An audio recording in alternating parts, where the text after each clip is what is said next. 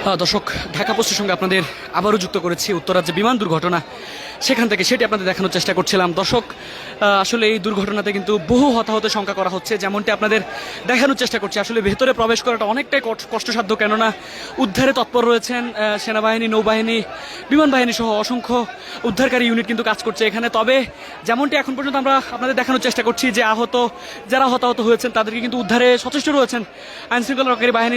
ঘটনার সূত্রপাত কীভাবে সেটি এখনও নিশ্চিত করে আমরা বলতে না পারলেও যেমনটি আমরা এখন পর্যন্ত ধারণা করতে পেরেছি যে এই দুর্ঘটনা থেকে বহু হতাহতের সংখ্যা রয়েছে, কেননা এখানে মাইলস্টোন কলেজ নামে একটি শিক্ষা প্রতিষ্ঠান রয়েছে, যে শিক্ষা প্রতিষ্ঠানে কিন্তু অসংখ্য শিক্ষার্থী ক্লাস করছিলেন এবং ঠিক ক্লাস চলাকালীন অবস্থায় কিন্তু আসলে এই ঘটনাটি ঘটে।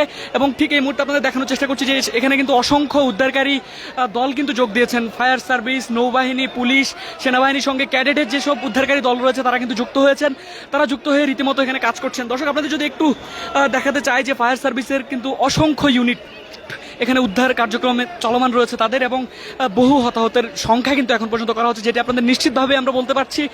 এক এক করে হতাহত যারা রয়েছেন, আহত যারা রয়েছেন তাদেরকে কিন্তু উদ্ধার করে হাসপাতালে নিয়ে যাওয়া হচ্ছে। দর্শক, দীর্ঘ সময় আগেই কিন্তু এই দুর্ঘটনাটি ঘটেছে। এরপরই আসলে স্বজন যারা রয়েছেন, আমরা কিন্তু স্বজনদের আহাজারি দেখতে পাচ্ছি এবং স্বজনরা কিন্তু আসলে ছুটে আসছেন তাদের যে স্বজন যারা রয়েছেন এই ঘটনার মুখোমুখি যারা হয়েছেন তাদেরকে উদ্ধার করতে।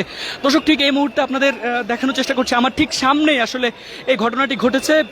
ভেতরে যদিও প্রবেশ করার ক্ষেত্রে আইনশৃঙ্খলা রক্ষাকারী বাহিনীর কিছুটা বাধা রয়েছে, কেননা এখানে আসলে হতাহতের পর যারা আহত রয়েছেন তাদেরকে উদ্ধারে কাজ করা হচ্ছে, উদ্ধার কার্যক্রম চলমান রয়েছে, যার ফলে কিন্তু এখনও আসলে তাদেরকে ভেতর থেকে গিয়ে আসলে সরাসরি লাইভ দেখানো সম্ভব হচ্ছে না। তবে যেমনটি আপনাদের দেখানোর চেষ্টা করছি এবং যেমনটি আপনাদের জানাতে চাই যে এখন পর্যন্ত নিশ্চিত করে বলা যাচ্ছে এটি একটি বড় ধরনের দুর্ঘটনা, এবং এই দুর্ঘটনা থেকে কিন্তু আসলে বহু হতাহতের সংখ্যা করা হচ্ছে।